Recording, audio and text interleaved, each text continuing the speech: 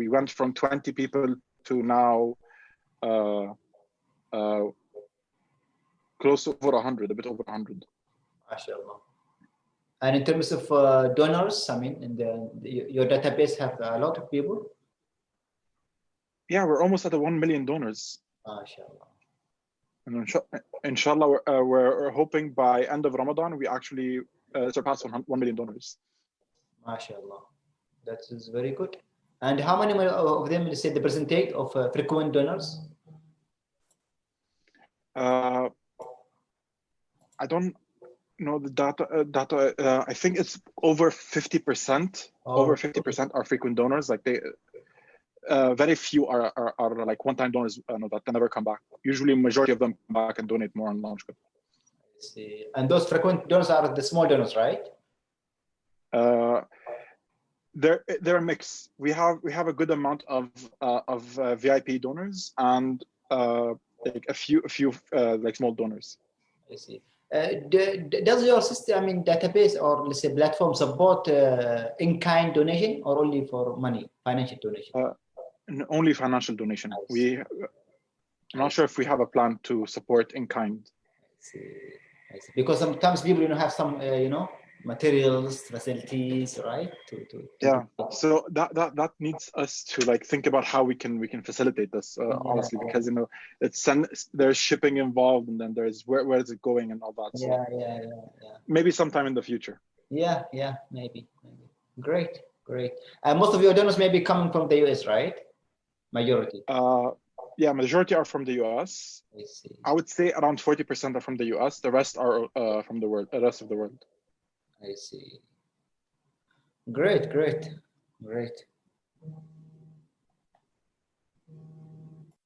We are still waiting for Haji Jamal to come in to start the session. You just wait a bit more.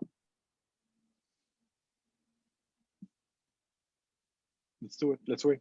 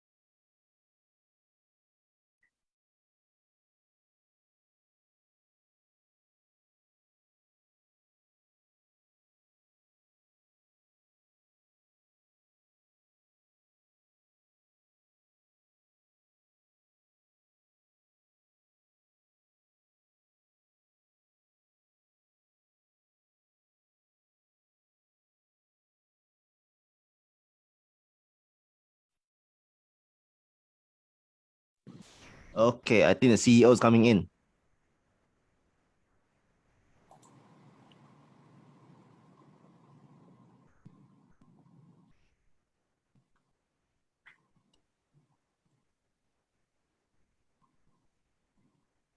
Okay, I think the CEO is coming in. Assalamu alaikum warahmatullah. Waalaikumsalam. Can we start now, Haji Jamal, because we are live already on FB? Boleh, but where is it? Wait, let me see. Launch meeting. We are live on FB now. Open Zoom meeting. Dah buka ni apa lagi? Do you have office in Yemen, Hassan? Okay. No, we don't. I don't hear you. We do not have an office in Yemen, no. Not yet, huh? Inshallah, once the situation in Yemen gets better. And once they have internet, by the way, they don't have internet now. Very, very poor internet. Once they have internet, inshallah, sometime soon. A lot of the campaigns go for, especially in Ramadan, go towards Yemen. So we would love to be able to like visit and see the donations help in action. So inshallah khair. Great. I mean, if you need any help there, I mean, we can facilitate. Actually, I am Yemeni, even though I work here. I'm Palestinian. Inshallah. So we can facilitate any difficulty that you face there. Inshallah. Okay. Okay, can we start now? Yeah, good morning, Mr. Jamal. Yeah, Sheikh. Assalamualaikum warahmatullah. Waalaikumsalam. I had some issues coming into. Brother Hassan, how are you? Alhamdulillah. How are you? Alhamdulillah, nice to meet you. Nice to meet you too. Yeah, we've been working with Ain, Sister Ain. And just a minute. I mean, am I clear, Rafida? Yeah. Let me just present and then we start. Okay. No, is my sound clear? Yes. Oh, okay. Okay, because we don't want to keep Mr. Hassan too long. He's at nighttime then. Okay. Yeah, So I start what off. is your sleeping time? What is your bedtime, Hassan?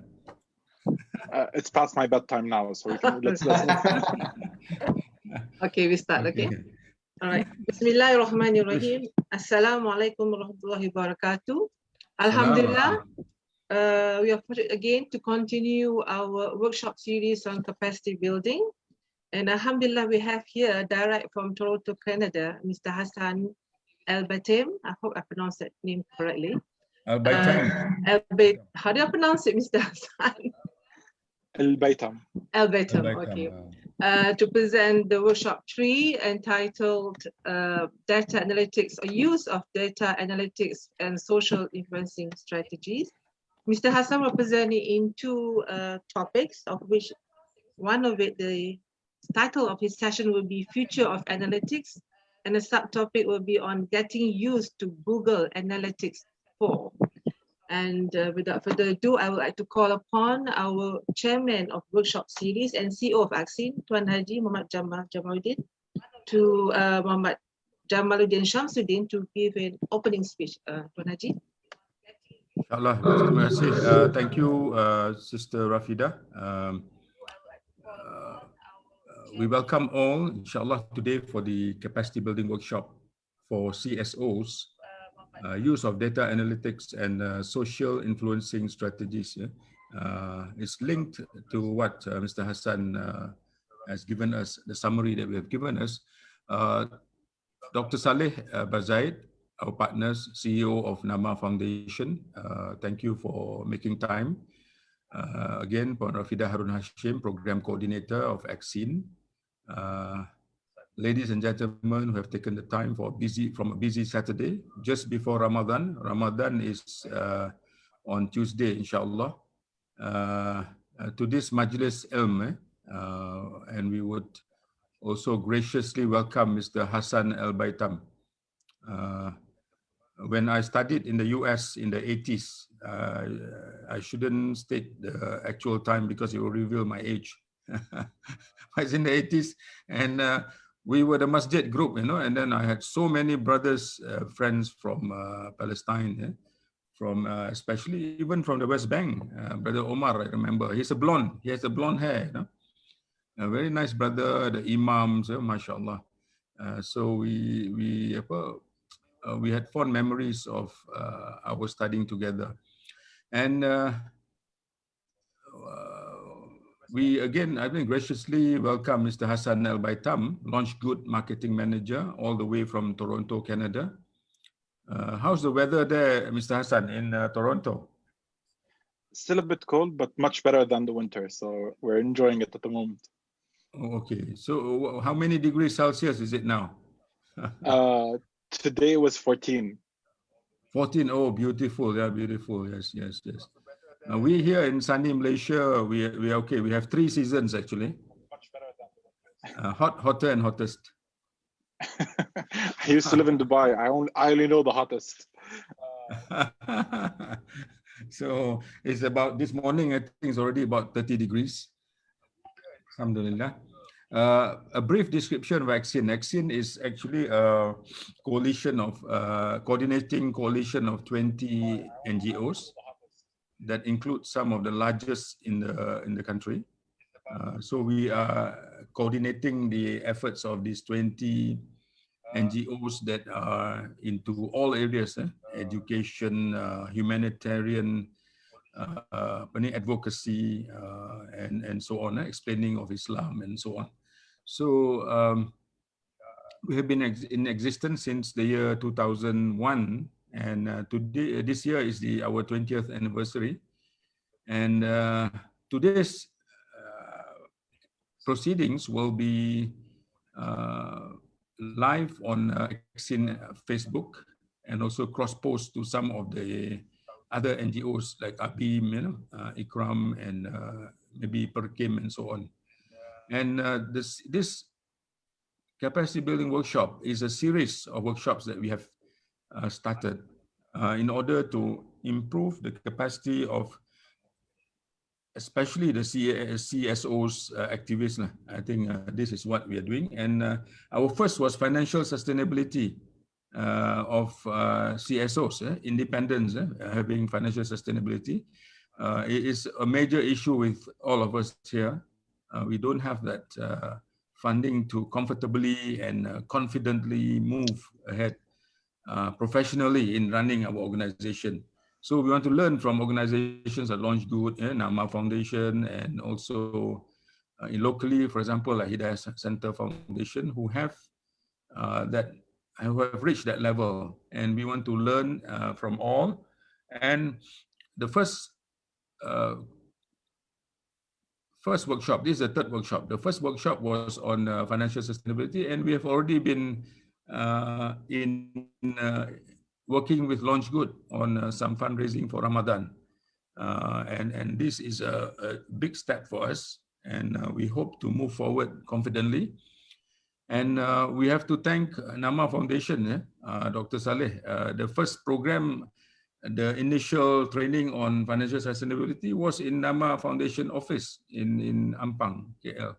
So that inspired us to move on. And myself, being an engineer, a former CEO of an international joint venture company, and so on, who have done management consulting and so on, this is an area that I'm so comfortable in, and I think this will be our contribution to the NGO scene, especially in Malaysia, working with all our partners, inshallah. And we will move. As we move on, we will have other series of capacity building workshops. Dr. Hassan has mentioned, Brother Hassan has mentioned that he'll be talking about the future of analytics and getting used to Google Analytics 4. A layman's definition of data analytics refer to the process of examining data sheets to draw conclusion about the info they contain. Data analytics techniques, correct me if I'm wrong, data analytics techniques enable you to take raw data and uncover patterns to extract valuable insights from it. The advantage of data are many, but you cannot access these benefits without proper data analytical tools and processes, such as the one that we're going to learn today, Google Analytics 4. Some benefits of data analytics include improved decision-making. It eliminates much of the guesswork from planning, choosing contents to create, develop, programs, having what type of programs, decisions that we need to make. It removes the guesswork.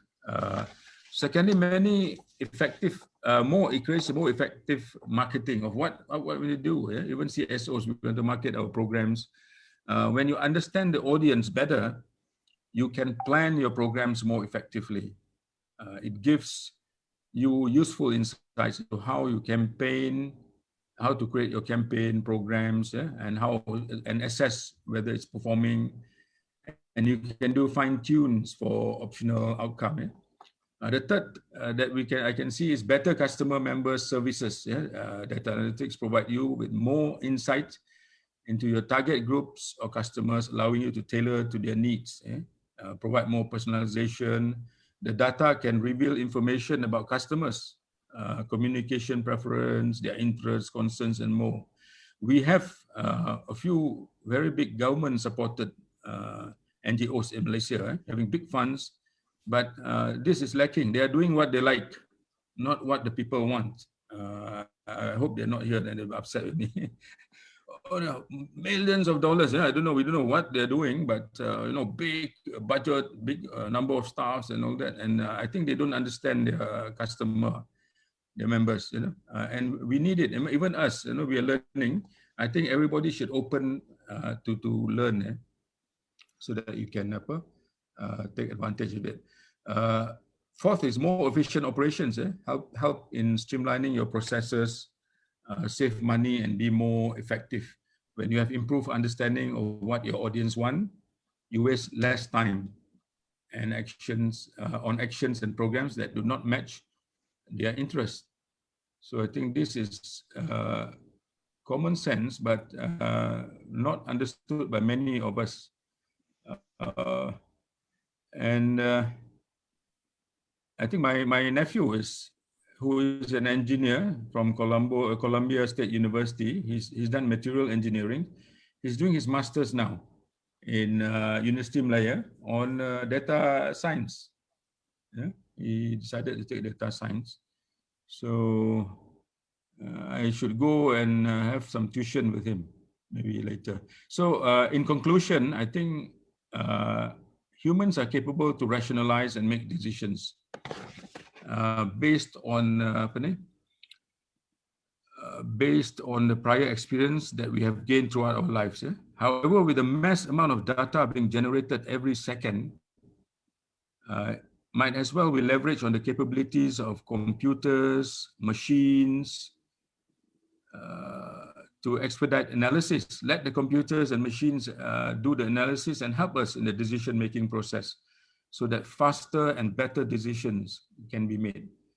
By this way, we will have a huge advantage over the rest who will still be using the conventional ways to make decisions.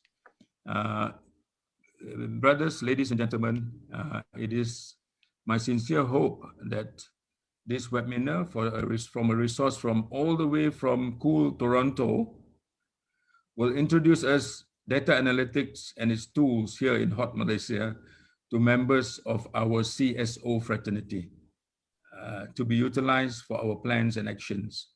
So my wish is happy proceedings and thank you. Wassalamu alaikum warahmatullahi wabarakatuh. Thank you, Mr. Haji Jamal. And I now would like to call upon Dr. Saleh Mubarak Bazaik to officiate and give a short speech. Dr. Saleh.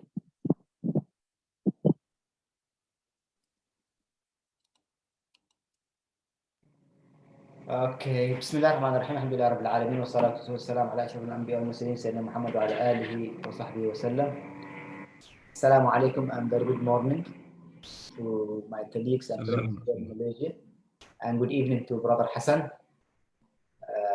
far in Canada. We pray everyone is healthy, safe, inshallah, during this difficult time, and we pray that Allah subhanahu wa ta'ala will survive us until Ramadan, so we can maximize ibadah. Amin, amin. Today's topic is something that is for us is very, very important.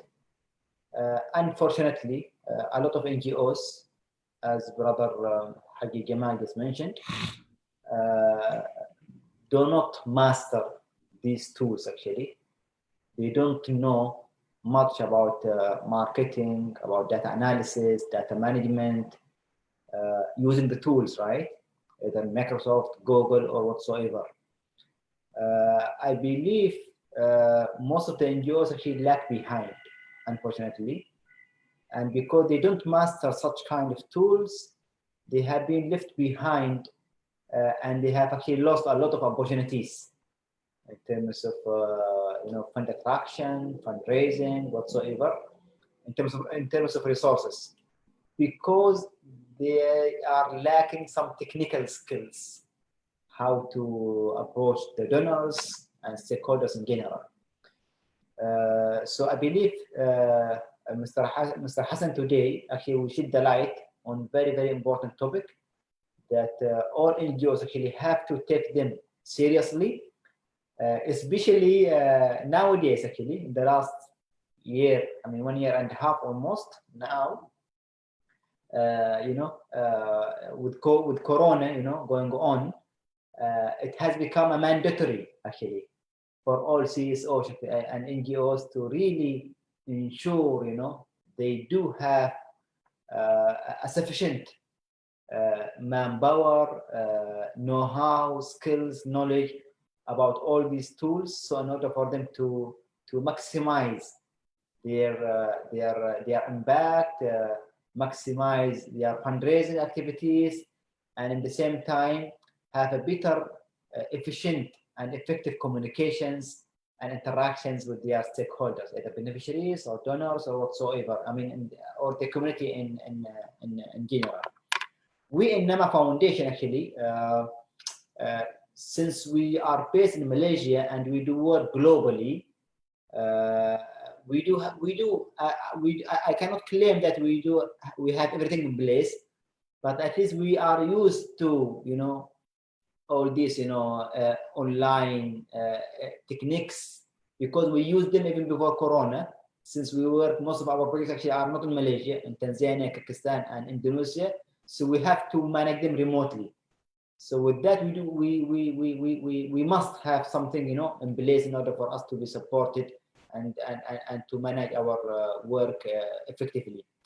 I believe this topic is very, very important for all CSOs, and the best actually entity, the best person, the best organization to talk about it is Launch Good, actually, because they are in the heart of this industry. I don't want to take much of your time. We are all really very eager to hear and to listen to Brother Mr. Hassan and to share their Launch Good experience and how they can, how CSOs can benefit and take advantage, of what have Launch Good has been doing in order for them to inshallah follow and implement accordingly. I wish you all the best. Thanks again, Haji Jamal, Buan Rafida, all Accent team. You have been doing very, very good job in advocating all these actually very important activities to all CSOs in order for them to benefit. So we consider Accent as like the vehicle, of the CSOs in Malaysia, and whereby you have become the platform whereby inshallah you are providing all the good things to the CSOs in terms of advocacy, capacity building, empowerment activities. Wishing you all the best. Keep it up. Wassalamu alaikum wa rahmatullahi ta'ala wa barakatuh. Alaikum salam. Alhamdulillah. Thank you, Dr. Saleh. And with that, with much eagerness, we like to present Mr. Hassan El-Batam, Launch Good Marketing Manager of Toronto, Canada, to present the workshop third series on capacity building, use of data analytics, and social influencing strategies. The screen is yours, Mr. Hassan. Assalamu alaikum everyone. Bismillah, alhamdulillah, wa salatu wa salam ala rasulillah. Rabbi shrah li sadri wa yassir li amri wa hlul 'uqdatan min lisani yafqahu bihi qawli. Thank you, Asian, for giving me this platform to talk about this topic.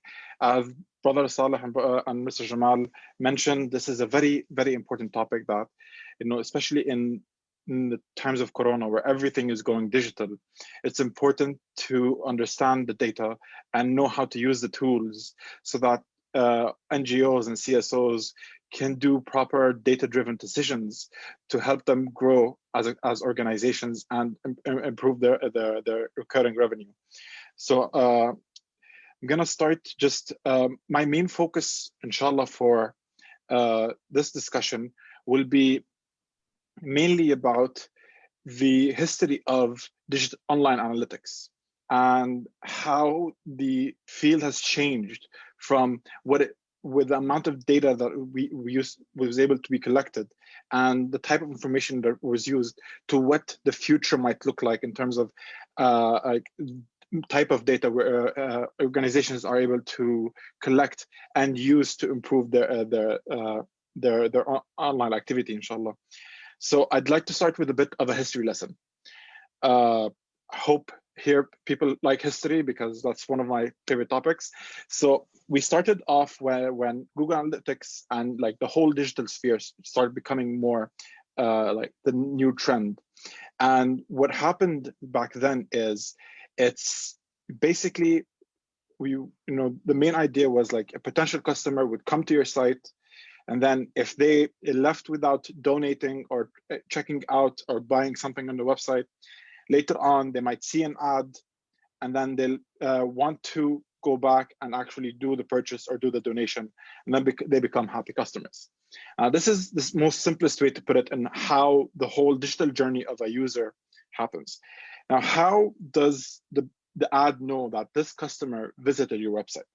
It does so with the use of what is called cookie-based tracking or people-based tracking. Now, cookie-based tracking is a cookie basically is more of a code left on the browser that tracks your moves on all over the web. So this cookie saves information about what type of websites you visit, what type of information you like to read, what type of products you like to buy online. And all that is being collected by either Google or Facebook to basically start target you with specific ads. People-based tracking is a similar thing, where it just tags you with a more a unique ID that Google or Facebook know, and using that ID, they track basically in your activities and so on. So they're both in somewhat the same sphere, but one in the people-based ID tracking is more towards if you're only using one device, like just a mobile or just a desktop or laptop, whereas cookie-based tracking can track you whether you're using your laptop, then you move to your iPhone or Android, and then you move to your tablet. Basically, it can track you throughout all three devices. Now, this might seem a bit scary, but this usually, how it works is it starts with the user's computer device, and when you open a website, it sends information to the server where the website is hosted so that you can view the page. But at the same time, it sends information to Facebook or a web analytics tool like Google Analytics. And then they start placing, okay, so this is the topic of the page. This is the information on the page. This is how much time this person spent on this page. So they must be interested about the topic and so on. And you can just imagine how much data Google or Facebook can collect about one person. Now, the main thing is when we think about it, every single organization that uses Google Analytics has access to this data. This is a snapshot of a report from the demo account from Google, and it tells you how many people actually like value shopping, or they want media entertainment, or like they're movie lovers and so on. This type of information is, while it does seem a bit strange that Google is collecting this type of information, but this type of information is important to help understand your customers, the people who are visiting your website. So if I was someone who was reading this report, I'd be able to build a portfolio of what our customers or what our donors look like. And based off of that, we can create content that the users can interact with over our social media, create content that people would click on for ads, create videos that target those specific users and donors, so that talks to them, so that we were having a two-way conversation rather than just us, the organization, talking at the donors. This is now the new trend coming along. It's not just creating content for the sake of creating content or updating the website because we feel like it's time, but it's more understanding the behavior of the donors or users and wanting to have a two-way conversations. And how do we know what type of conversations can we start? It starts all from those types of reports that is already found in Google Analytics. The main thing is, before I get into this, but the main thing here is, this shows how important it is for people to use Google Analytics. But the problem is, back in 2018, Cambridge Analytica happened, and it caused the ripple effect that we're still seeing the effects of it till this day. So for the people who aren't familiar with Cambridge Analytica and the whole scandal there, Cambridge Analytica is a data mining firm where they collect data about online users online all across the globe, and they use it for evil motive. Let's call it evil motive. In 2016, they interfered with the UK elections and got people in the UK to vote to leave the European Union, which already was a big thing. And then in 2014 in the US, they interfered in the midterm elections. And basically the US has 2 elections, one that happens for the Congress and for the Senate, and then another for the presidential elections. And Cambridge Analytica was able to meddle in both elections in the US in 2014 and in 2016 and get the far right voted in, just because of how well they were able to target the information they have, all the data points and access points that they have. This story alone tells you how powerful data can be used. So based on the certain data points that they had, they were able to show the users, show everyone online in the US, certain articles about the presidential candidate that caused them to either vote for the Republican candidate or to not vote at all. Like they didn't even want to, like, basically they were able to convince people not to vote just from the information they knew about them. Sharing and creating, whether it was fake news or whatever it was, that's not the purpose, but just they were able to use that data and manipulate it to their advantage. Now, this is the worst case scenario. I do not condone anyone going out and using this type of data, but just to convey the power of what, if you have the right information and you understand it correctly, what power you have to be able to take advantage of. Now, after the Cambridge Analytica and the information about how they did it started becoming more popular, Cambridge Analytica was closed down. Facebook started becoming under fire because of their tracking methods and data security. So Cambridge Analytica was able to download a dump of all the data Facebook has on users and use it to their advantage. That opened up doors. Is Facebook secure? How much data does Facebook have? How is it tracking you? Does it track your phone as you move along, and so on? Now Facebook started introducing more policies to prevent any Cambridge Analytica copycats, and they started becoming more strict with their ads, and basically just so that they can control, to prevent anything like that to ever happen again. So far, they seem successful, but Apple wanted to take it a step further. They introduced something called intelligent tracking prevention. Now, what does this mean? Intelligent tracking prevention is a feature of Apple's in Safari's web browser, and it's designed to improve privacy for Safari users by blocking third-party cookies, aka trackers. So basically what this means is that if your website uses Google Analytics will send a cookie to anyone who visits your website. Now, if they're using Safari, this cookie will be blocked. So now you cannot track properly what's happening with people who use the Safari, especially the new versions of Safari. So this is a process known as cross-site tracking. So also, like if I visit your website and then I go to somewhere else, like go shopping on Amazon, usually Google can know this and send information saying, oh, this user is interested in like looking for good deals about some product. Now, if I'm using Safari, this won't happen. It'll block all this. So now, a lot of those analytical tools start, basically worried because now they can't get the correct information to get Google Analytics users, to get them the proper data. And digital marketers started worrying because what does this mean? How can we track everything? Like, we as digital marketing, we focus a lot on the user journey online. Like they come to the website, they leave, then they see an ad, they click on it, they donate, and then they see another ad and come again. So all this journey for us is really important. And the main focus was the conversion window.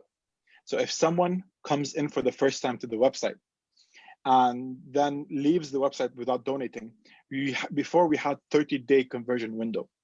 With this IT, intelligent tracking prevention, that conversion window narrowed down to 7 days. So that means we had 7 days to convince someone to donate to a cause.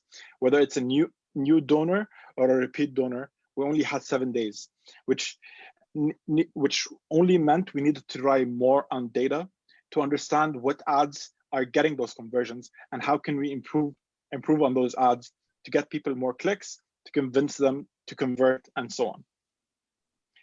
Now, later on, as time went on, more browsers started following Safari's leadership on this.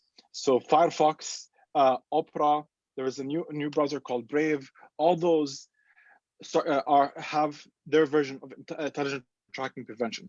Now, which means that the majority of the browsers used online have that small conversion window, 7 days. And there is also talks about narrowing that window to 1 day conversion, which really then needs to bring out more creativity in understanding the data and how to get people to convert just by clicking on an ad and converting directly, rather than waiting 7 days to get them to come back and convert. So the only browsers left that allow third-party cookies is the Microsoft Explorer or Edge and Chrome. Chrome is owned by Google, so there's a lot of issues there. But soon enough, and iOS 14.5 for the iPhone users, there's a new update coming in the next couple of weeks that will tell users, do you want to be tracked? Which really, the expectation there is that most people will select ask app not to track. So this is scary because it's scary for digital marketers, not for the users. Because then if you're not tracking, then you're not able to see how well your app or website is doing. And then that basically, ruins the integrity of your the data you have, because then there's a lot of data missing. You instead of seeing a whole data, you'll be seeing a subset, and then that would be statistically irrelevant. And there's a lot that goes in. And soon enough, all browsers will block all tracking cookies, which is like, at this point, then we need to start thinking about what a cookieless online experience looks like, and what does that mean to our tracking methods and Google Analytics in the future. Now, here is where it gets interesting, because that is always a question. What does this mean for the future? How can people, us as marketing, still collect data about how people use the websites? And how can we improve on this and like start getting, still get the proper data to help us improve and make data-driven decisions? So now there's a new trend coming along, and it's an interesting trend. And for the people who are starting to go into the digital feed right now, it's important they know this now, because that is exactly what's going to happen. I foresee it in the next 2-3 years. All cookies online will be stopped, and this is how the method will be taken on. It's called server-side tracking. Now, this is too technical, like server-side tracking and all that. I'll explain that in detail, inshallah. How it works.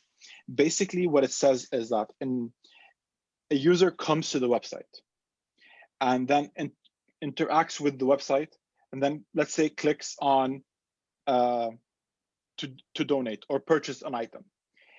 That will send a notification on the server where the website is hosted. So basically the back end of the website, where you upload all the causes that you have, or where you upload all the content that you have, like the content management solution, where the server lives.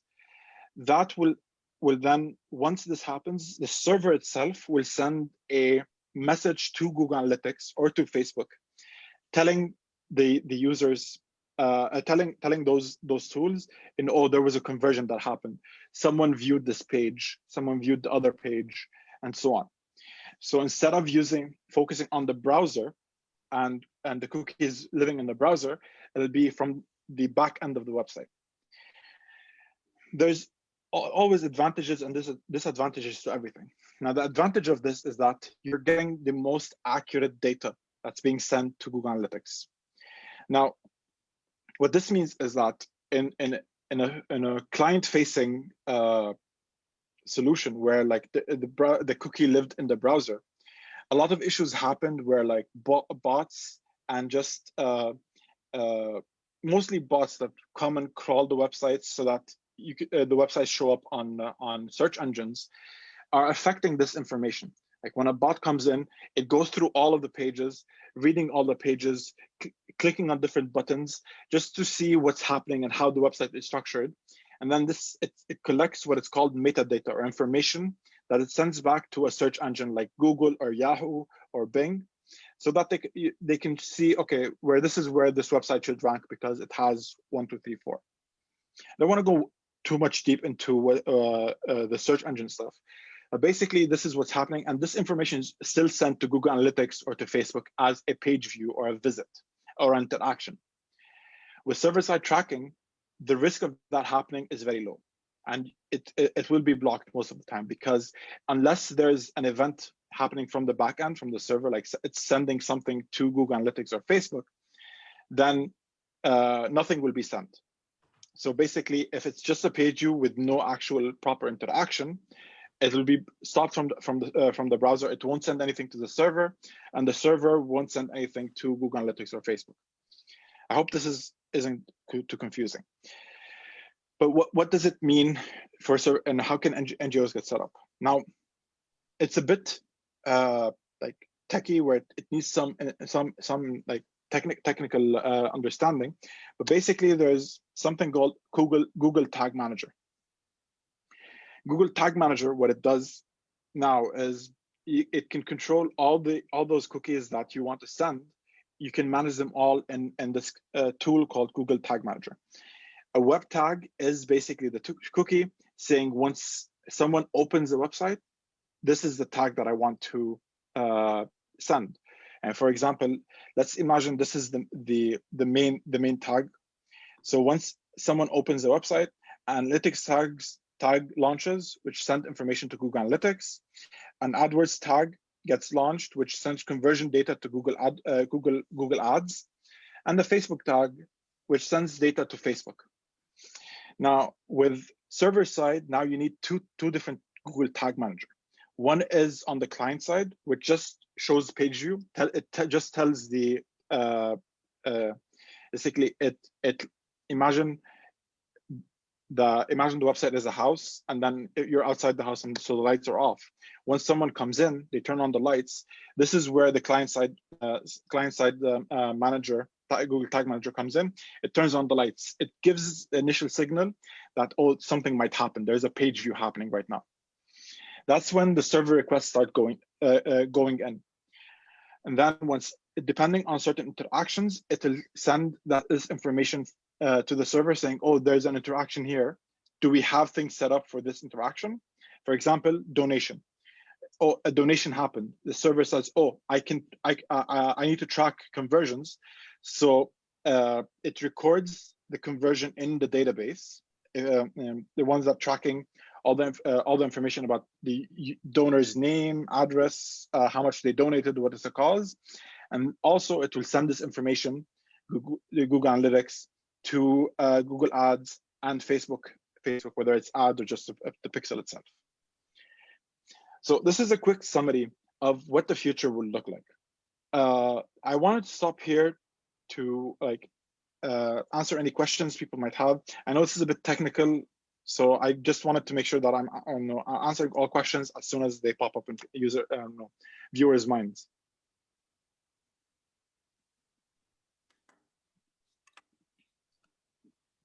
Yes, Mr. Hassan, there's one question from Mr. Zuri Yuhi. I don't know whether it's relevant now. Does ITP disrupt FB Pixel? It disrupts what is called third-party pixels. So let me just go back a second here and just explain what third-party pixels look like. So if a pixel basically sends requests to a website, if this website is not your own, then it's considered a third-party pixel. So ITP disrupts all those third parties. Unless you're sending requests to the server and coming back to your own server, to your own website, then it will be blocked.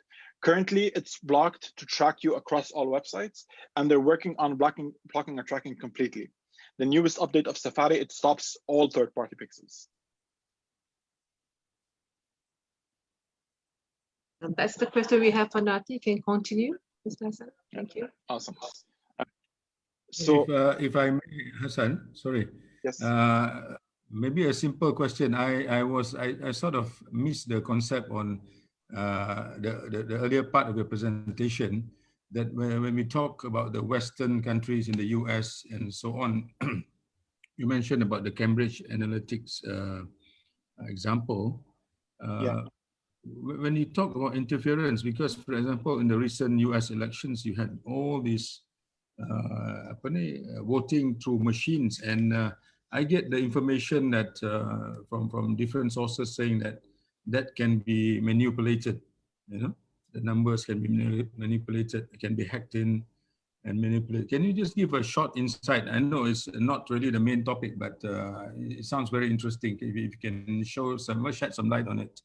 Thank you. Yes. So basically what you're mentioning about the machines, it's more so that's more that hacking those machines itself. Technically, those machines are connected to the internet, so they're vulnerable to any hacking attempts.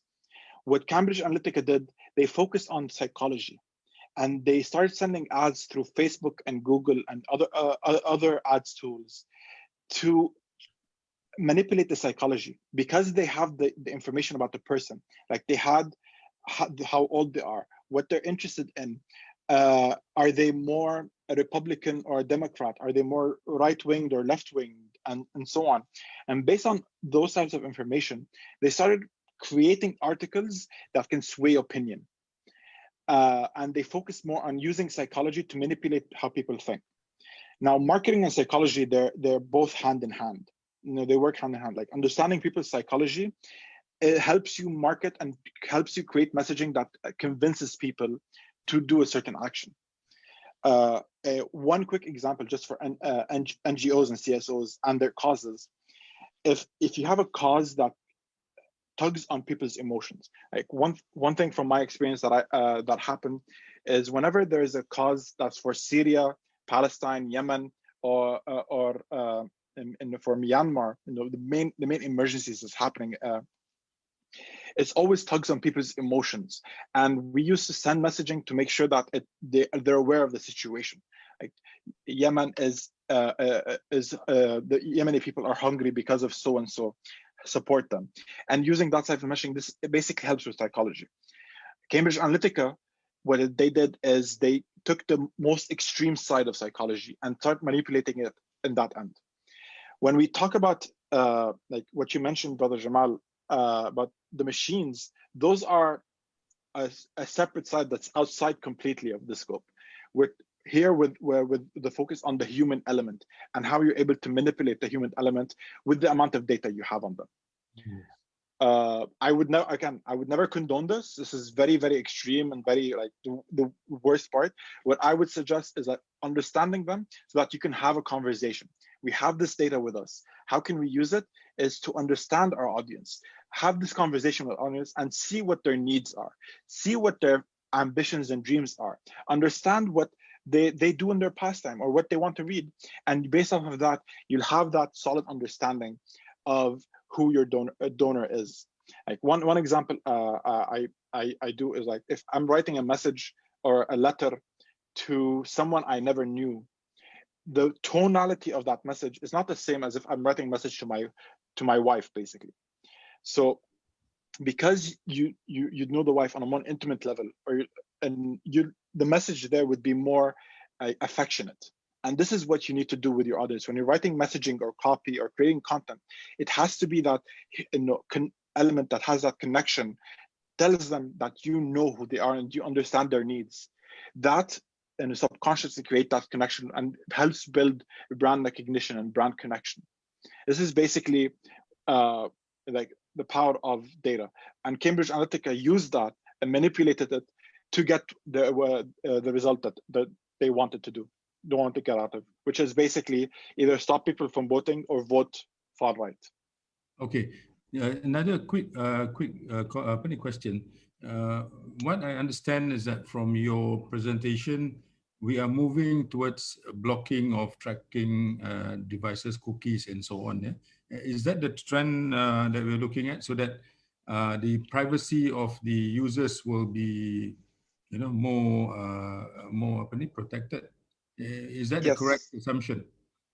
Yes, that's the correct assumption. So we are moving, and because we saw a lot of people manipulating this data that we have, now privacy is always the top concern for any tech company. And the most latest example we have is the scandal that happened from Muslim Pro, and how their data was leaked and was used against Muslims, unfortunately, in the West. So user privacy is becoming more and more important, and all tech companies and like online tools are moving towards that trend where they block those third-party cookies, and you have to use the server and new tools and learn new tools so that you can still track what's happening on the website with still protecting the user's privacy. Thank you. You may continue, Mr. Hassan. All right. So now we come into my favorite part of everything. It's Google Analytics 4. Now, Google Analytics 4 is to this day is still in beta phase, where Google is still testing out this new tool and new feature.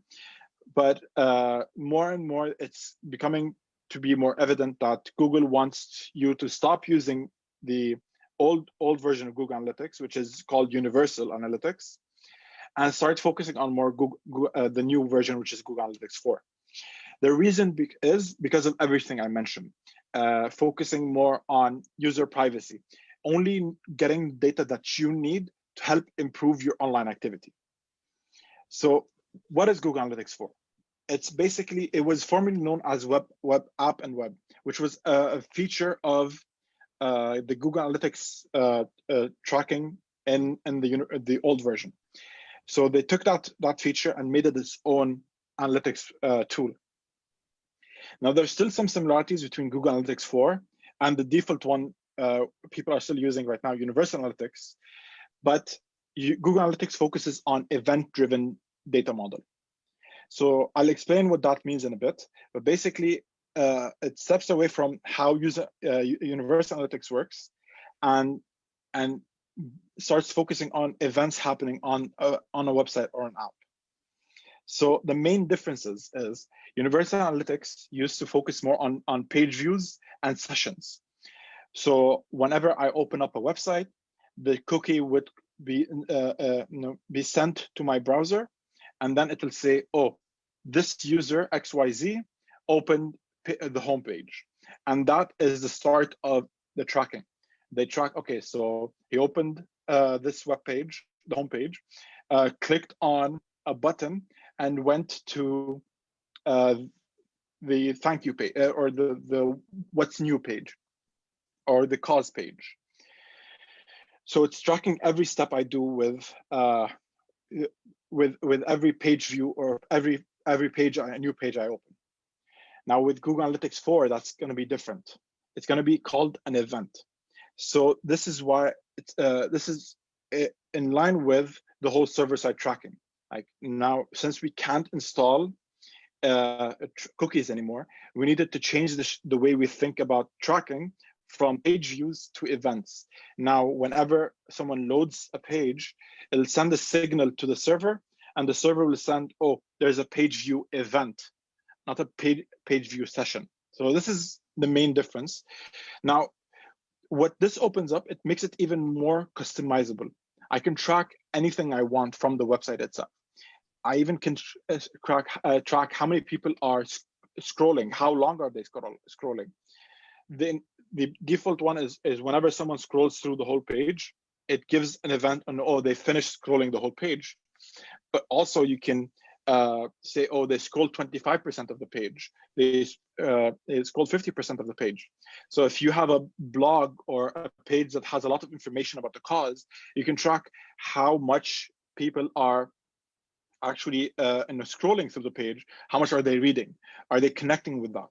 If you find that majority of the users are scrolling the whole page, that gives you an indication that this piece of content is very engaging, and you need to create more content similar to this to get more people reading this content, because it helps you with staying on top of mind and getting them to donate to the cause that they're reading towards. They can track button clicks even better. Now, in Universal Analytics, in the old version, you can create events to track button clicks. But now in Google Analytics 4, this is the default, where oh, this is a button click. It tracks saying, oh, they clicked a button. You can even give it more information, like the button had donate now text or had read more text. And based off of that, it gives you more information on how people are using the website. So there's a lot of really neat stuff and ideas you can utilize with the new version of Google Analytics 4. And the way Google is moving towards with the server-side tracking and the whole changes in the online tracking tools, Google Analytics 4 may become the standard for everything tracking, online tracking. Now, I want to take the rest of this time just to give an overview of Google Analytics 4, like understanding what it looks like and how to interact with it. Just from the homepage, it looks very, very similar to the old Google Analytics. Like, it'll show you the number of users that visit the website, how many of them are new, how long they stayed on the website, and if there's donations or revenue, it'll show you that number here. And even it'll tell you how many of the users came in the last 30 minutes. It'll give you some automated insights and, oh, look, your performance week over week is increasing or decreasing. This organic channel drove the most of the conversions and so on. And you can customize what the homepage would look like to give you what you need.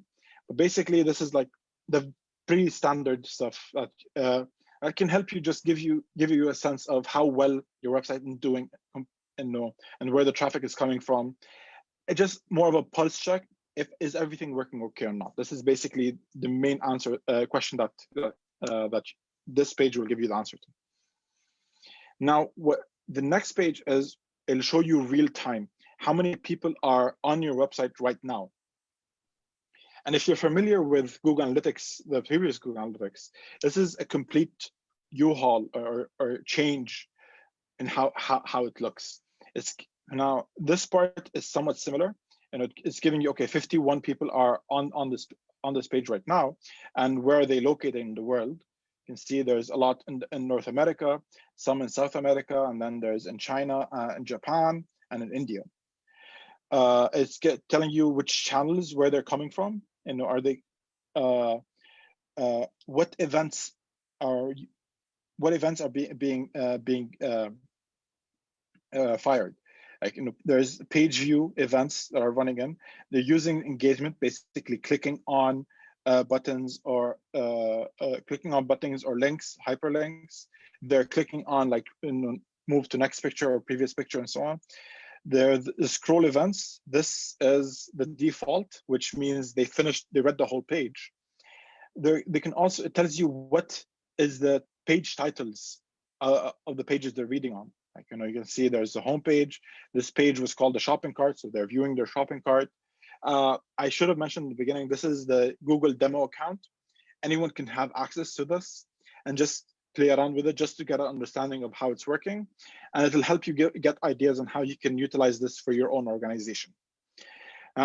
Usually what this page gives you, it's how people are using your website at this current moment.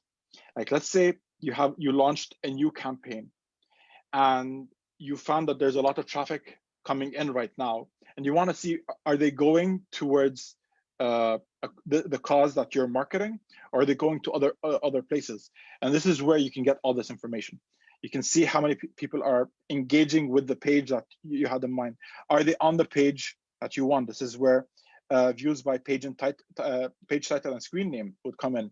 Like, oh, this is not the page I wanted them to see. Most of them are coming to the home page, but I wanted them to go to the cause page, but they're not going there. Then that gives you more indication. How can I maybe feature the cause on the homepage to get more people to view it? Then it'll show you like different segments that is created automatically. Recently active users, engaged users, returning users. You can create your own segments. There's this campus, here Google added campus collectors, added to cart and no purchase. This is basically audiences that you create. So, and you can see that, oh, this is how many people from this audience is coming in. This is how many people from a different audience are coming in.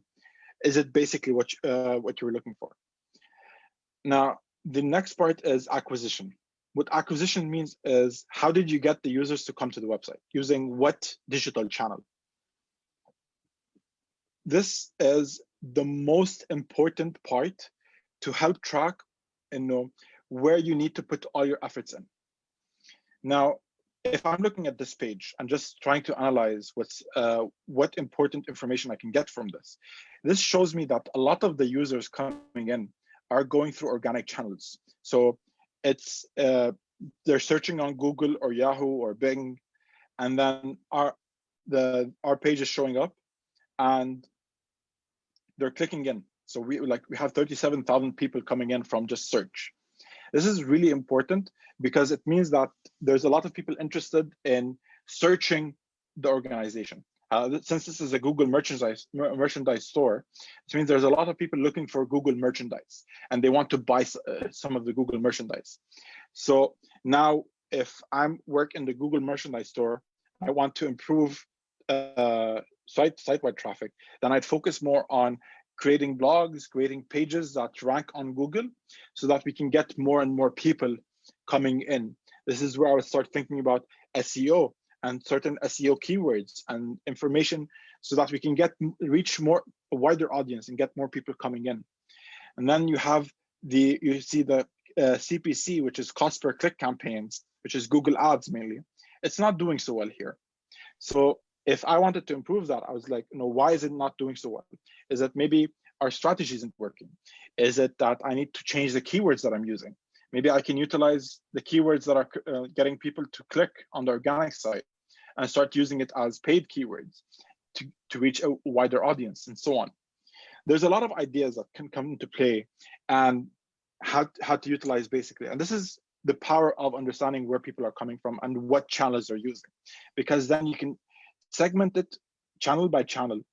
Think about, okay, what is my strategy for improving my SEO, the search engine optimization?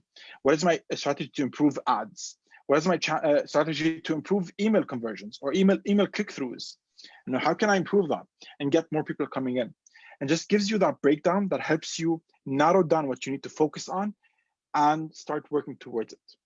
This is one of my favorite pages, because I like a lot of information I can get from there and start improving our overall marketing strategy. Now, the next page is engagement.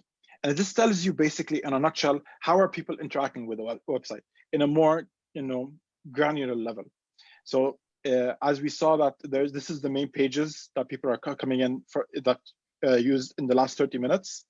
And then this is the page titles overall, like for the past, this is from March 12 to April 8. So in that specific month, which pages had the most views?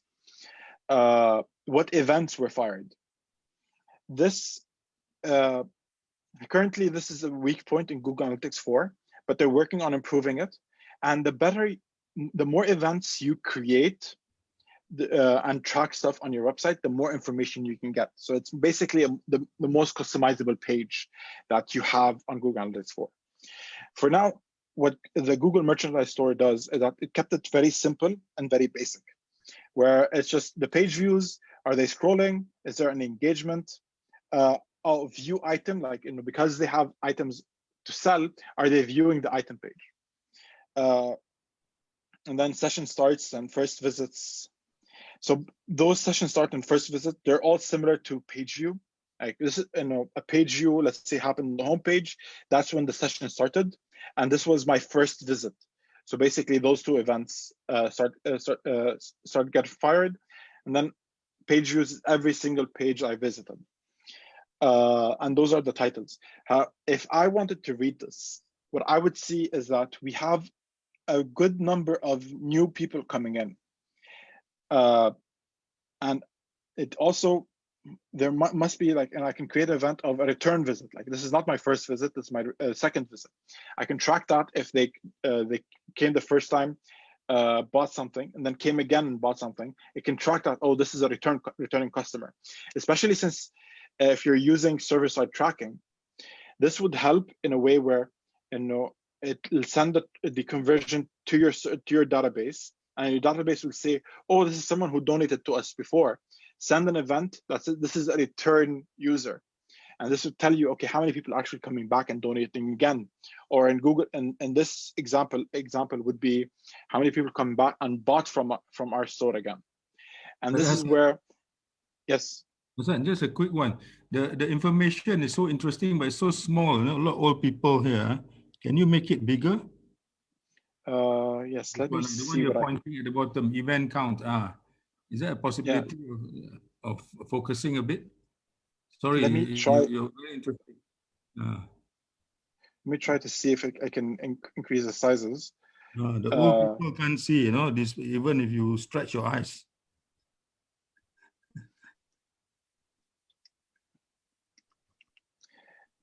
Thank you. Unfortunately, this is the biggest I can. What I can do, hopefully, inshallah, I shared the presentation with you, and try to get like bigger images and add them to the presentation, and we can share it with the audience, inshallah. I hope that it's helpful. Yes, inshallah. Thank you. Apologies for the small font. Inshallah, like I'll do my best to explain what is being what's written where. Right. So basically, what I was saying is that we can track the returning customers or returning donors, and this gives you information of how engaged those donors are with your cause or with your organization. And you can target them with messaging that you appreciate their continuous support, and try to build brand ambassadors from them, just because they've donated twice, thrice, or even 4 times.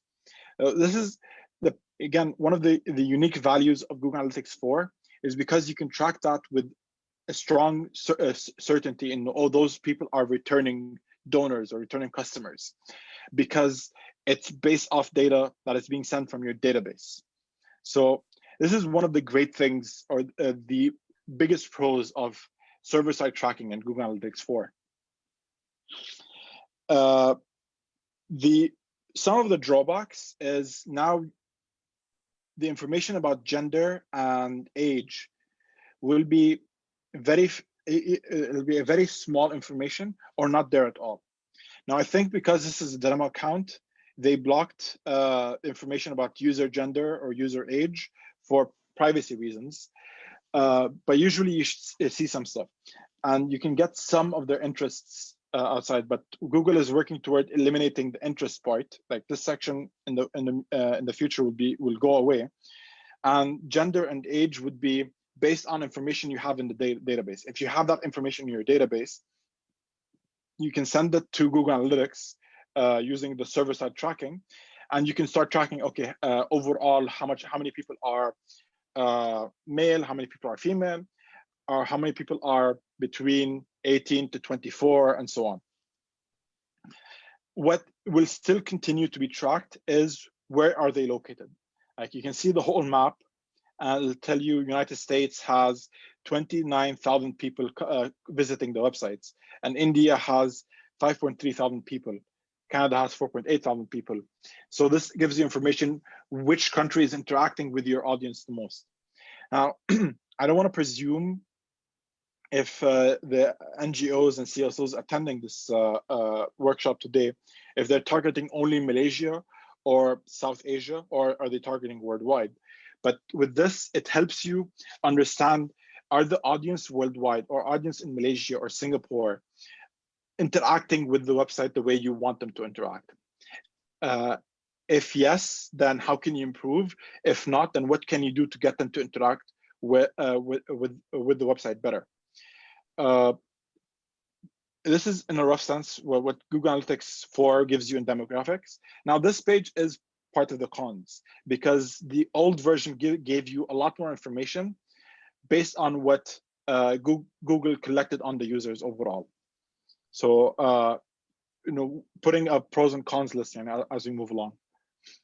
Now, here is where the bread and butter of Google Analytics is. It's basically those events that you see. Now, Google, with this demo account, they created all those events, and all those are mostly manual events that they created and like track. And here, instead of going through each and every single section to find out this information, this events tab will show you all the information in one place. Like, you know, there's an increase of 0.2% in adding payment information event. And then there's 4.2% increase in users who are doing this. Adding shipping info, there was an increase. But then Android lovers, this is an event for, I'm assuming, people who are buying Android merchandise. There's a decrease here. So if you wanted to put an example for CSOs and NGOs, let's say there's a certain cause, like you have 5 causes on your website. You want people to donate to all 5. You're getting people to donate to all 5. Then you have an event tracking each and every single cause. And on this page, it'll tell you, oh, people who donated to cause 4 is decreasing. So that gives you a signal saying, oh, why is it decreasing? Maybe I should look into this and see what's happening. What is the change? And then you can basically create reports to look into. I'll discuss the reports in a section in a bit. Basically, this is like the overview of all events happening and how much events are happening. Is it increasing overall, or is it decreasing? Is it all the same pace? There's a lot of like good information people can get, or marketing can get, to help build decisions on how to move forward with a certain marketing strategy or marketing campaign. Now, here's the part that I love doing. It's creating those reports. Previously, in the old version of Google Analytics, you couldn't build a report like this in Google Analytics itself. You had to use another tool called Google Data Studio. Connect Google Analytics to Google Data Studio, and then create this type of visual report. With Google Analytics 4, that is no more.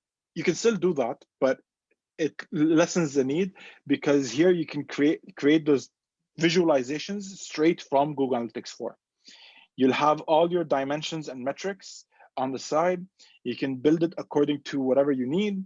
You can create visualizations. You can make it look in a table. And this is like where analytics comes to play. This is where you can find certain trends like directly from this visualization or from this data information, so that you can start saying, oh, this worked, this didn't work. The example here that we have is basically analyzing 2 things. Is there an intersection between people coming from using mobile and paid, are coming through paid traffic or direct traffic? Direct traffic is people inputting your website directly into the browser, rather than going through Google and searching your name and then clicking on what they find. They just immediately type in your website. Is there a connection between those people and people using mobile? So what this is telling me, basically, most people coming from paid traffic are mobile users. Only few, or maybe a quarter of people coming from direct traffic are using mobile.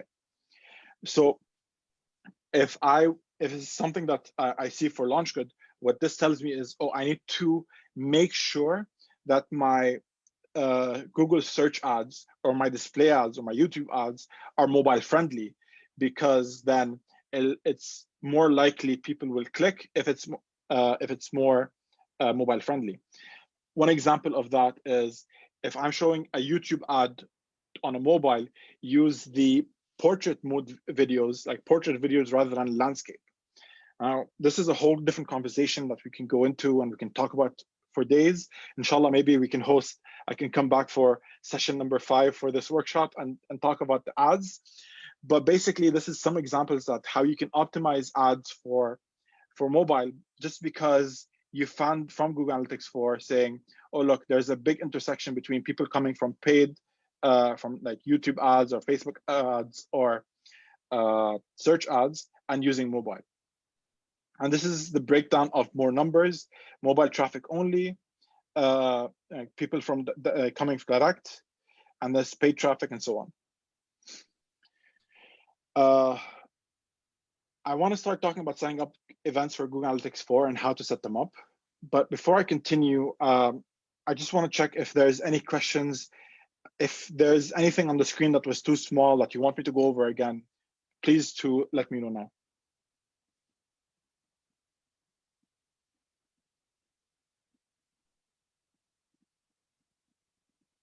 I think there's nothing at the moment. We are digesting it. I think there are no questions from the audience. Mr. Hassan can continue. All right, awesome. I really hope that I just didn't confuse them so much that they don't know what to ask, and I'm clear No, now. we are digesting it. I'm learning it. I'm also looking through the Google Analytics and how to set up and sign up and create it as well. Yes. I think So it's good, Hassan. yes. Brother Hassan, is good because ours is also recorded. So anyone can go and look over it at leisure. And we noticed in some of our forums and webinars that we had over the past 6 months, when we record it, you can see, people slowly come in the afternoon, in the evening, the next 2-3 days, the traffic goes up. So if they want to look at it for to just revise, then they can go back to the videos. So that will be also helpful there. All right, sounds good, inshallah. I'll continue then. Basically, in signing up for Google Analytics 4, it's a fairly simple process. I didn't want to go into that too much. It's just, it basically creates itself once you go into analytics.google.com and go from there. What I wanted to do is I wanted to focus on creating those events, because this is where it gets a bit complicated, but it's still fun overall. Just if you, the more you start understanding it. Now, there's 2 ways to create events. You can create events from Google Analytics 4 itself, and it helps you basically plan out the whole event structure on Google Analytics before you add it to your server or Google Tag Manager. And what you do here is that you go to the events section, events tab here, and then it says create event or modify event. Just click on create event. Then this window will pop up. You can put in the event name. You can, this section, you can add whether it's like filtering based on different events. And you can say, if let's say page view, if it was a page view and it was on this specific page, like /cause1, for example, csowebsite.com /cause1. If it's on this page, then this event should fire. This is how you can track it using just basically from Google Analytics 4. It makes it easier because you can test out those events and see if they're working before you make them permanent. And it's from Google Analytics 4, it's fairly simple to start creating and testing out, because the moment you add it here, they'll start showing up in this section here. Now, one of the downsides of actually Google Analytics 4, which I should mention, is the fact that events require 24 hours to show up. And the reason for that is because Google Analytics 4 is still in testing phases, and it's still not everyone is adopting it, but this is the future. So we're expecting Google to improve this moving forward. So instead of waiting 24 hours, you'll see it immediately here. Basically, this is how you create it, and this is how you can start planning out what the structure of the events, what you want to track overall will happen here. Now, there's another way, which is Google Analytics 4 using Tag Manager. Now, I went in immediately into how to create the tag inside Google Tag Manager. But if there's any need, like for me to explain more about what is Tag Manager and how can I set it up and stuff so I can start tracking, I'm more than happy to go into it after we're done here. So a tag is basically the trigger. What gets a tag is the information that's being sent from the server or the browser to Google Analytics. This is basically what a tag is. So once I'm creating a tag, I need to choose what kind of tag it is. So now, since we're talking about Google Analytics 4 events, so we'll need to choose GA4 event. This is clearly named here. And then from there, we can start saying there's a base tag, like the base tag for everything, and then we put the event name, and then we can add more information about this event. I can, okay, this is a purchase, but I can say this item was cause number 1, this is the transaction ID, and this is this is the value and the currency. And all of this information will be sent to Google Analytics 4 to be saved, so that you can go into Google Analytics 4, use the analysis tool that they have in Google Analytics, and they can start. You can start seeing, okay, like how many people donated to this cause or that cause, and so on, and like what is the value for each cause. You can start creating those types of segments in the analysis, and you can see what is doing better, what is not doing well, and start creating more decisions on how to improve your marketing strategy overall. Now, this concludes my presentation. I know it's way quicker than what was planned for, but if is there any other questions? Any questions come in, or are we still with no questions? Assalamu alaikum, brother. Wa alaikum salam. Jazakallah khair for your sharing.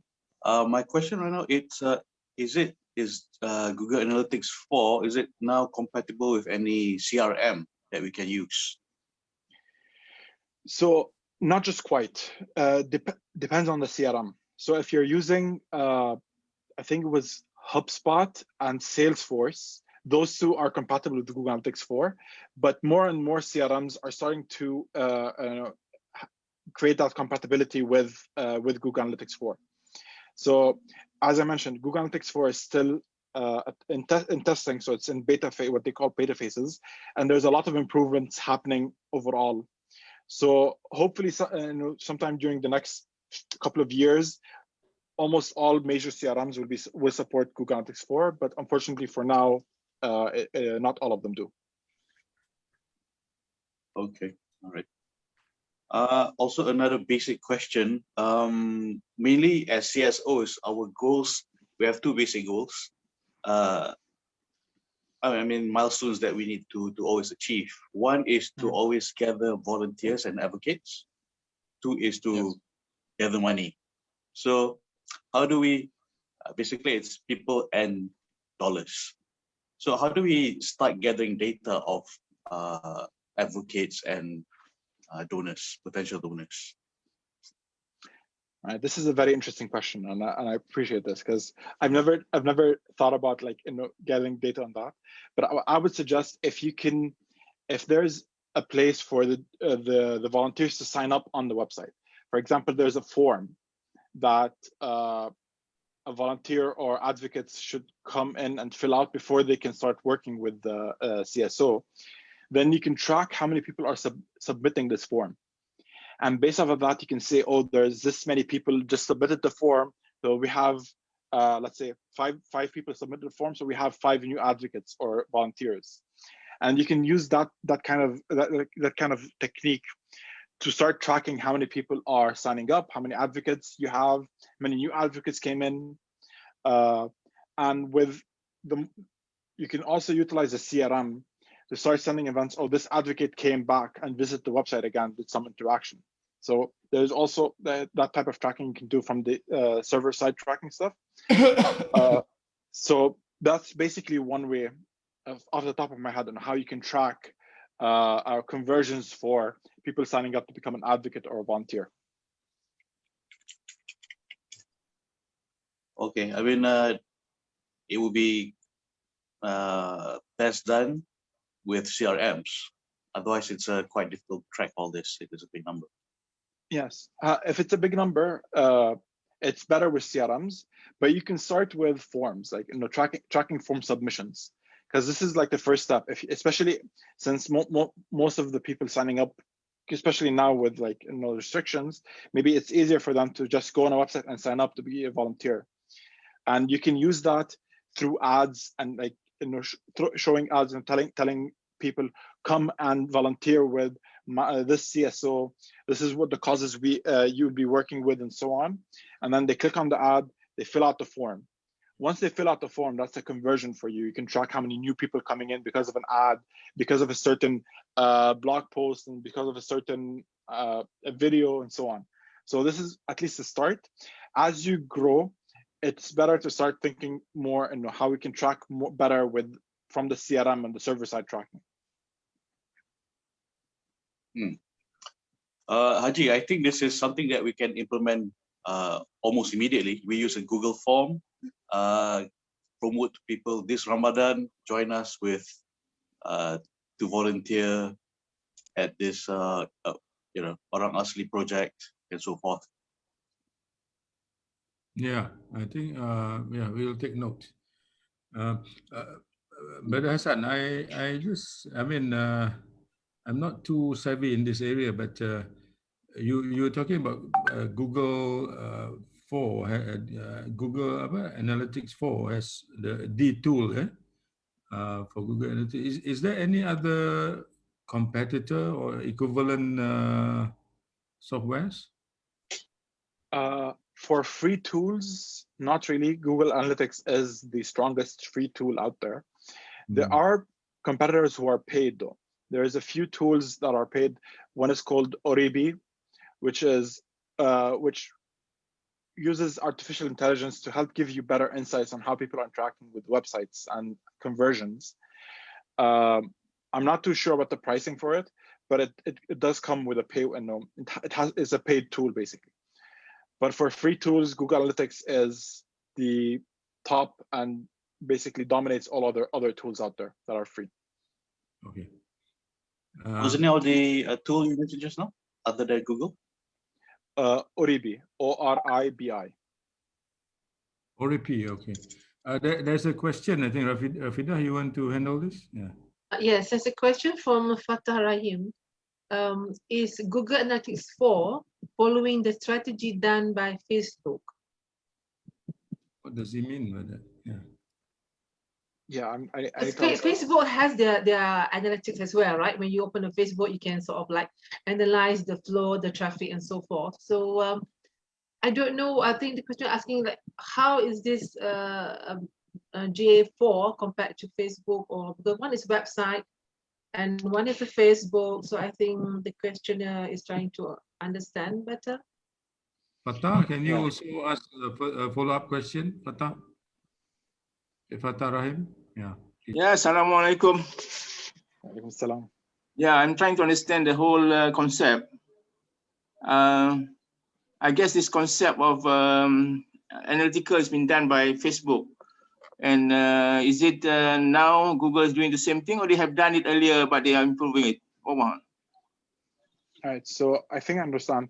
Basically, Google is the original in the field. So they've always had it before in terms of like how Facebook shows analytics. Google has always had it. And now with Google Analytics 4, they're improving how you can visualize it and like understand the data better.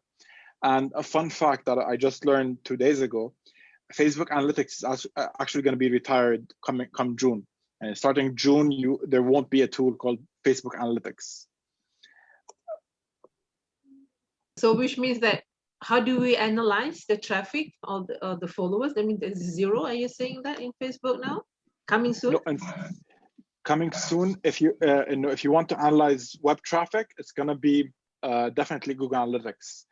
Facebook Analytics is shutting down, and they're going to focus on the pixel, which means which means basically the pixel information is more so to improve ads, Facebook ads, rather than viewing website data and how people are the flow of people on the website and stuff. So with Google Analytics 4, you're looking more on for people like us from CSO, GSOs, NGOs and all that. We have to concentrate more and upgrade our website, correct? To appeal to the public, to participate, to encourage them to browse and look and to achieve our goals like donations, etc. Correct? Yes, exactly. I would suggest, because Google Analytics 4 is still in testing phase by Google, I would suggest you run both the old analytics or universal analytics with the Google Analytics 4 both at the same time, and start seeing where you can start building the events and improving the implementation of Google Analytics 4. At least this way, you still have the old version that people are used to so far, and learning at the same time the new version, how it benefits the CSO or the NGO. And based off of the learnings, you can start improving Google Analytics 4, customizing it more to your purposes or the CSO's purposes. So this is the mindset, and always testing and learning and improving and iterate. Test, learn, iterate. Basically, that's those 3 steps to help improve the Google Analytics 4 implementation. So to my understanding, once we actually utilize Google Analytics 4, through that, then we sort of like really shape our website, correct? Yes, yes. So that's to our best benefit, rather than the other way around. Yes, exactly. Okay, thank you. Okay, we accept your recommendation actually. How do we go about this transition? How do we model our website and all that, and then use Google Analytics 4? I know you mentioned about the fact that we need to practice and let's go through the loop. Do you all have any support that we can go to in the process of implementation? Yes, so support.google.com basically has all the support and documents that you need. This is the main source of information, and the information there is broken down very simply so that everyone can understand from all backgrounds, could come in and understand how to implement and support. In terms of the model of the website, you don't need to change too much in the very beginning. You just start with tracking regular page view events, like tracking the main event, which is page view and clicks. And from there, you can start adding bit by bit according to what you want to track. And whenever you hit a wall, like, okay, I want to track this event, but I'm not sure how to, support.google.com will always have an answer to questions, and you can use as your main tool to learn this. Of course, there's also a lot of videos on YouTube. I would recommend a channel on YouTube called Measure School. That channel, like, I know I learned everything from that channel. It's very informative and very easy to understand. And a lot of the questions, a lot of everything I learned and everything I explained today was because of everything I learned from Measure School. So I would really suggest whoever wants to learn more to go to Measure School, a channel on YouTube, and go through their videos to learn how to implement new things for Google Analytics 4 and events and stuff. Oh, fantastic! You have Google Analytics for dummies, I guess, eh? And even lower is Google Analytics for idiots. You know, when you're learning computers, you have IT for dummies. But I've not seen IT for idiots. I'm not sure about idiots. For dummies is more popular here. Okay. Any more questions?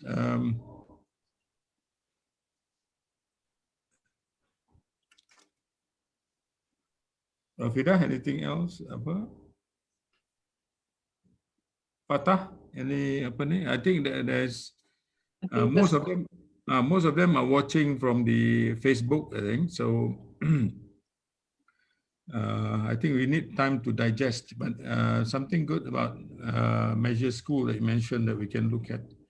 And apa lagi merchandise? Maybe you could Mr. Hassan share your slides for us later on? Is it possible? Yes, inshallah. I'll make sure that. Yes, I'll just make sure that the images have. Yeah. Mr. Hassan, yes. No, I just remembered the question regarding this issue about privacy, manipulation of data, taking advantage, taking advantage of psychology of voters and so on. Is there a particular body that is looking into this, or they've not formed really anything, regulatory body that can, actually protect the privacy of those users? At the moment, there's no official body that is managing this. For now, for example, there's the European Union. Their government, the EU government, created a set of laws called the GDPR. And this is what is becoming more and more the standard in terms of protecting users' privacy. A small example would be like you to get someone to opt in for a newsletter, they have to click on a box saying, yes, I accept this, to be signed up for a newsletter, and it cannot be pre-selected for them. They have to come in and select it. And other countries like Canada and the US now are following the same guidelines that the GDPR is setting up. Okay.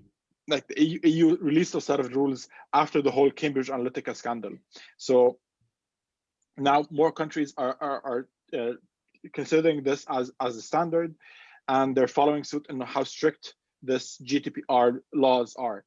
But as in a general body in itself, I think we're still in the phase, in countries-wise, we're still in a phase where countries are being more and more aware of this and trying to build governing bodies within the government itself so that they can protect their own users' privacy.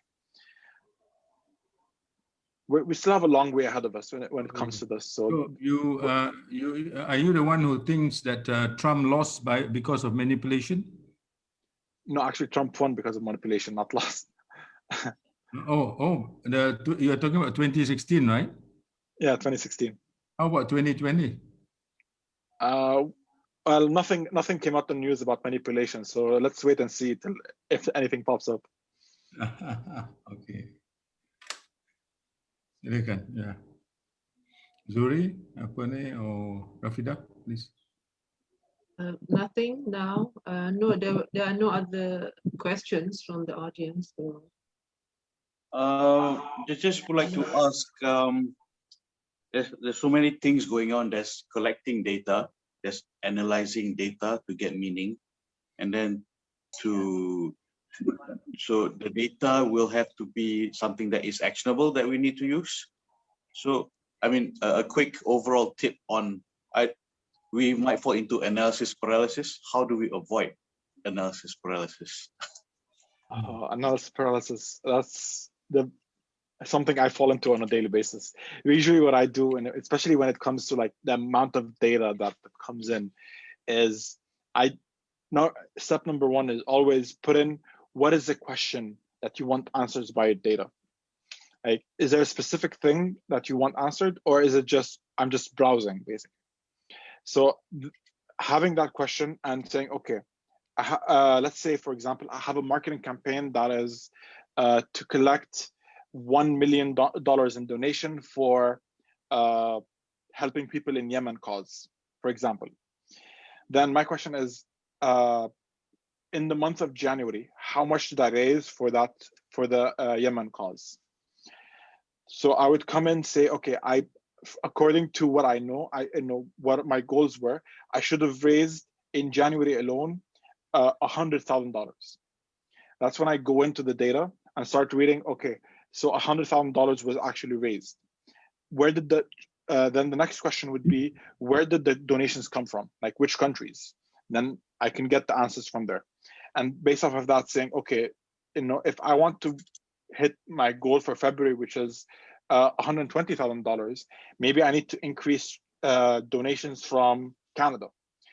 Then I look into Canada on its own and start looking into what is the trend happening in Canada, like, which channels they're using to come to the website and donate, and go from there.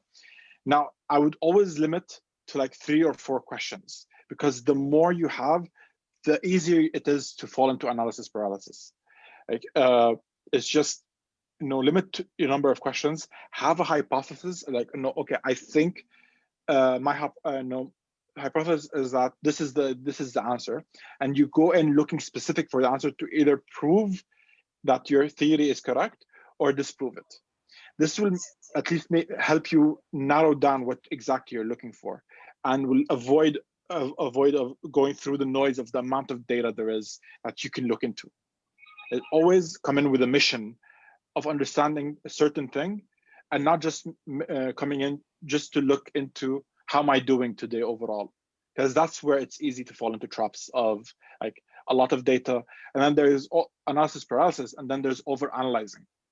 Like, you know, you're thinking about it too much to the point where no, you know what, this donor came from organic search because they searched Yemen and they donated $5. So if I want more people to come in, I need more people to come and donate, search Yemen and to donate more $5. This is very, very specific things, specific analysis that is not helpful, because when you're thinking about a bigger scale, you need a proper trend that has statistical relevance, and basically saying at least 20 or 30% of the data of a certain trend has to happen, so that you can say, oh, this is actually something I can build off on. So basically there's analysis paralysis and over analyzing, and those are two traps that you need to avoid. And the way to avoid them is that have 3 to 4 questions, some theory in terms of what you think the answer is, and then take it from there and focus on those mainly. And always take breaks and drink water. I don't know why, but it helps with just focus. So just, I know this is my recommendation too. Jazakallah khair. I think that helps. We have to think with like doing research methods, like in an empirical method, having hypothesis, to prove or disprove, and find out, to validate what we think is who is our customer, who's going to donate. Okay, all right, got it. Thank you. Jazakallah khair. Yeah, sure. So if there are no other further questions from the audience, excuse me. Assalamualaikum. Salam. I'd just like to know if there is already study on the trend of donors. Which country like to donate? Who donate? What time? When they donate? All this. It might assist the NGO, the CSO to spend the money wisely. Otherwise, they just spend ad hoc and spending a lot of money, but the return is very small. So, can you advise what the trend of donors? Which country like to donate, and what time, when they normally donate? We have those data. I think Haji Rahman, no, he also when he says wasting money is for the FB, example FB adverts, yeah, Rahman, Rahman, huh? It's Facebook advertisement, yeah. Yeah, that's what you meant. Okay, please. Sorry. Yeah. So currently, I'm not aware if there's actually studies out there. I'm sure there is. I never looked into them. So you can always use Google Scholar website to look into people researching, people doing actual research and putting out their research online. From my knowledge of just the field here in Canada, at least, when you know, understanding the Muslim audience in Canada, it's fairly easy to say that when it's a cause to help people in need, Muslims love to donate a lot. Like it's not a hard sell to get them to donate to a cause that helps people in need. There is the difference if it's a cause abroad versus a cause locally. So a cause abroad, usually, you know, donors like to donate their money to causes that are outside of Canada. This is I'm telling you this information based on my knowledge of the Muslim people in Canada. So it may be similar to other countries, especially in the West. And of course, we all know Ramadan is a season where people are even more generous. You have Ramadan, you have the 10 days of the Hijjah, where people are become more generous and will want to donate more. And even people like aim to give their zakat during those days. So this is another like a trend that CSOs can look into and like try to build campaigns around. But in terms of specifically per countries, I'm not fully aware of it, but I'm sure there might be something like some universities doing that research and like sharing their results in their research archives. I see. Yes.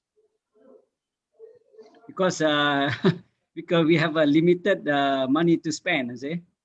So we do not want to spend at the wrong time, at the wrong place. Yeah. You know what? You just remind me. I did find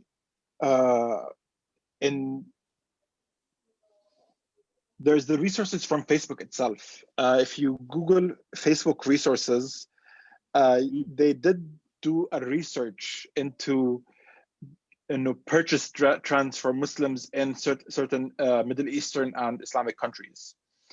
And it's about Ramadan, like Ramadan purchases on Facebook resources, Ramadan purchases. If you Google that phrase, you will reach a page which has information about purchase and donation trends for Muslims in, I think there was Gulf countries and some Asian countries.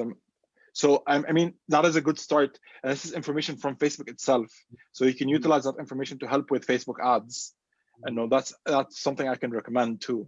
Yeah. And maybe once I share the slides, I can add that link to the slides so that could be something that's helpful for CSOs in Malaysia. Can you hear?